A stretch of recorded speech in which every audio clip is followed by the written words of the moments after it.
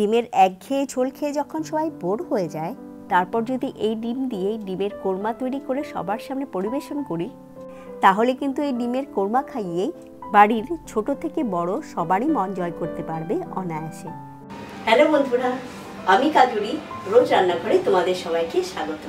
আজ আমি যে রেসিপিটা নিয়ে এসেছি সেটা হচ্ছে ডিমের কোরমা। খুব ইজি একটা রেসিপি। আমি এই রেসিপিটা রিসেন্টলি তৈরি করেছিলাম আর খুব টেস্টি হয়েছিল, তাই আমি ভাবলাম তোমাদের সাথে রেসিপিটা শেয়ার করি। আর এই রেসিপিটা যারা নতুন রান্না শিখছে বা বাইরে একা থাকে আর কখনো কখনো মনে হয় যে ভালো রান্না করে খাই, তখন এই রেসিপিটা তোমরা খুব ইজিলি তৈরি করতে পারবে।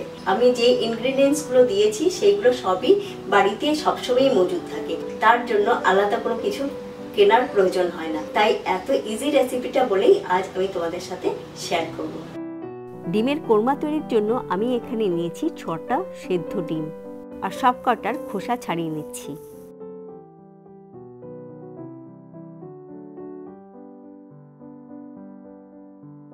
আর খোসা ছাড়িয়ে নেওয়ার পর সেদ্ধ ডিমগুলোর মধ্যে একটা ছুরির সাহায্যে সবকটা ডিমের গায়ে চিড় দিয়ে দিচ্ছি।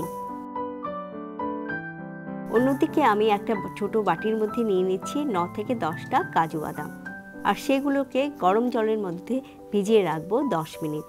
তারপরে এটা গ্রাইন্ডারে গ্রাইন্ড করে নেব।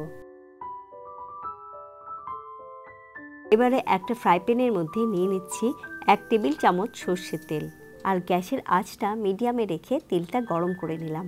তেলটা গরম হয়ে গেছে, তাই আমি তেলের মধ্যে দিয়ে দিচ্ছি ডিমগুলো, আর ডিমের মধ্যে প্রয়োজন মতো নুন ছিটিয়ে দিলাম।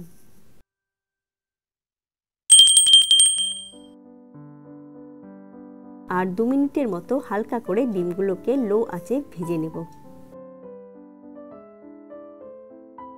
তবে ডিমগুলোকে আমি কড়া করে ভাজিনি, খুব হালকা করেই ভেজেছি। আর ভাজা হওয়ার পর তেল থেকে অন্য পাত্রে তুলে নিলাম।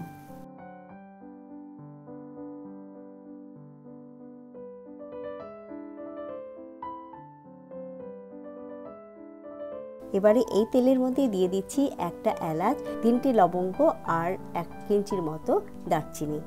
এখানে আমি কালো এলাচ দিয়েছি কারণ বাড়িতে সেই মুহূর্তে সবুজ এলাচটা ছিল না।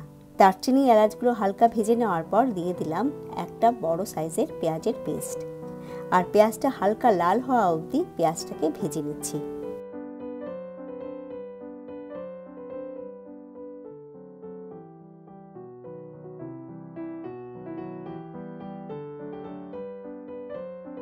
তারপর দিয়ে দিচ্ছি কুচনো রসুন। এখানে 7-8টার মতো রসুন নিয়েছি, আর হাফ চামচের মতো গ্রেট করা আদা।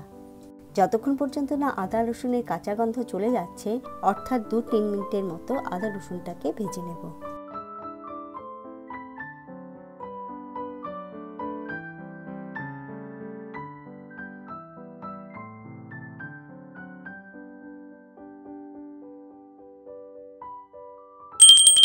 যখন পেঁয়াজ রসুনটা ভালো করে ভাজা হয়ে যাবে, তখন দিয়ে দিচ্ছি বানিয়ে রাখা কাজুর পেস্টটা।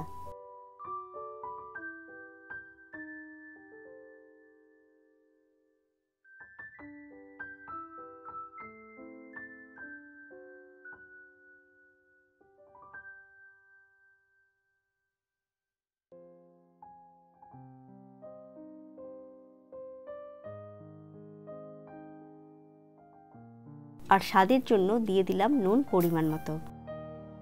আর কাজুর পেস্টটাকেও কষিয়ে নেব পেঁয়াজের সাথে খানিকক্ষণ।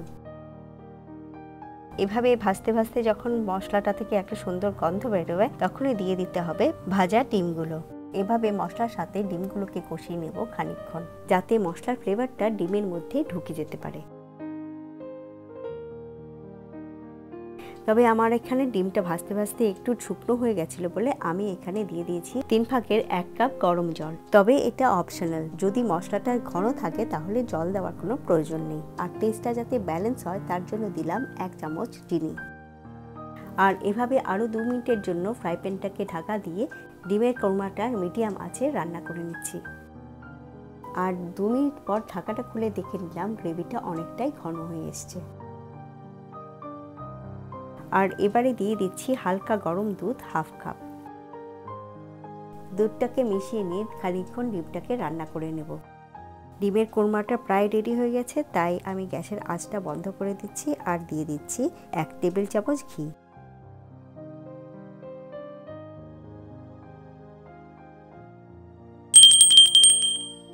আর ঘিটাকে ভালো করে মিশিয়ে নিয়ে ফ্রাই প্যানটা ঢাকা দিয়ে দিলাম, যাতে কোরমার ফ্লেভারটা ইনট্যাক্ট থাকে। আর এভাবেই তৈরি হয়ে গেল ডিমের কোরমা।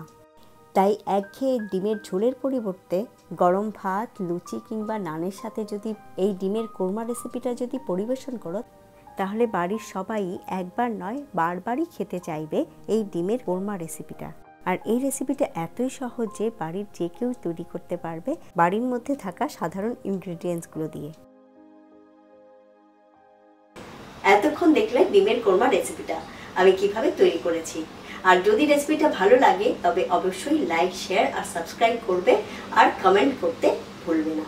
দেখা হবে নতুন রেসিপি নিয়ে পরের ভিডিওতে।